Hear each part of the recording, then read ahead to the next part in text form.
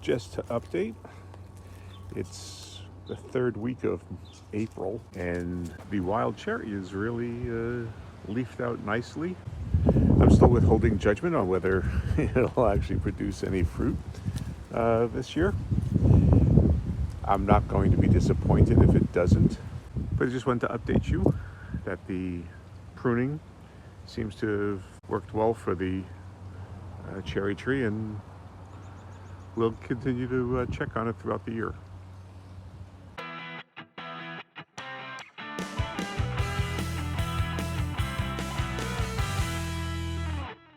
It's early July, and I just wanted to point out some problems that we had. We had some big windstorms come through here, and a couple of the branches got snapped off, and bad rainstorms, really harsh winds and stuff. So looks like it sustained some damage, so we'll be cutting these back, and maybe I should have pruned this a little bit sooner, but I wasn't quite certain this was the time to actually be pruning the cherry, but I guess in hindsight it would have been better. So I'll be cutting those off, pruning them off, and keeping a better eye on the growth habits of it, since it does seem to be pretty darn prolific. And here it is, September 15th, and this is the pollarded cherry tree. We've got no flowers, no fruit this year.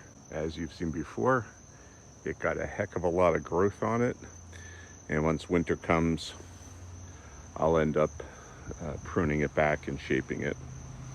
It's going to need a lot of pruning this winter, and then maintaining it thereafter. It's early October, and the tree is not much different than what it was at the beginning of September. Still very full, but I wanted to give a update on the tree, as I've been giving monthly progressions on it, and I'll be looking forward to trimming it back in the winter. But again, just a quick update from the beginning of October, just to show you where we are with the tree. And here it is, November 5th, and we've had like our first frost or two past couple of days, so trees are beginning to really drop their leaves now, and they should be denuded pretty soon as well. But again, the latest monthly update, and we'll be back in December.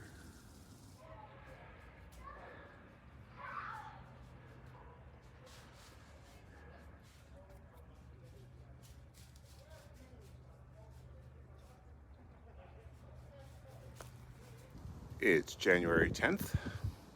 No, it's not. It's February 10th. It's 40-something degrees out, so it's a good time to prune the wild cherry.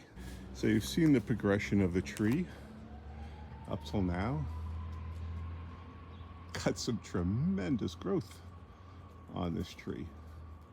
Really did well, far beyond my expectations. It does look like there's been some damage over time, like this branch here split at some point. Looks like it healed itself too, because it's actually like grown in that, but we'll be cutting that out. But there's just a massive branch network on here, so we're gonna have to really get rid of a lot of these branches, and not quite sure really how I'm going to approach this. I want a good support system for the branches, and my initial thought had been to cut this one off because of the way it had grown right up this way rather than growing out. But the branch actually looks pretty sturdy. I might just top it off since it ended up coming back out. And it does support a number of other branches. So, but a lot of this spider web of branches down here gonna have to go. By no means am I a pruning expert, but I know you should get rid of crossing branches like this, branches that are growing back into the tree. You want to keep as much airiness as possible. So I'm going to give this a shot.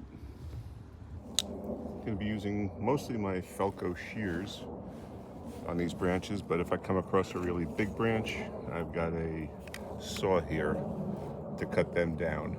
But most look like they should be in the range of the shears. These were just recently sharpened, and I've got a alcohol swab or wipe that I'm going to use to start off cleaning the blades so that any disease that may have been on from the last prunings that I did of my fruit trees won't get transferred to this tree. I'll apologize in advance for any wind that may be occurring. Today decided to be breezy as all get out.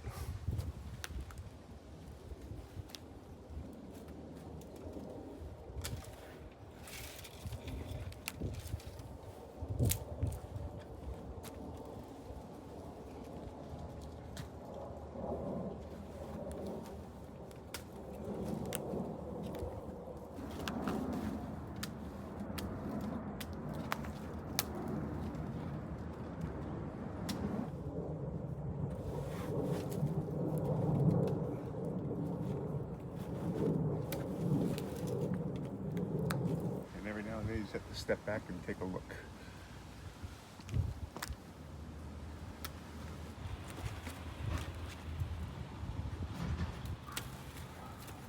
Yeah, when I come back, you'll see all the pruning that's been done. Even though it's only February, I did want to show that it looks like the buds are starting to break here.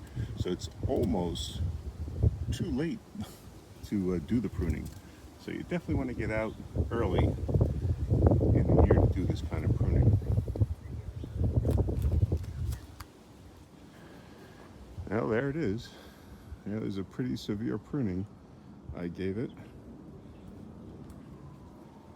I'll be the first to admit it's probably not a correct prune, and I'm sure any arborist watching will be aghast at what I've done here, but we'll see how it progresses. I'll give an update during the year again.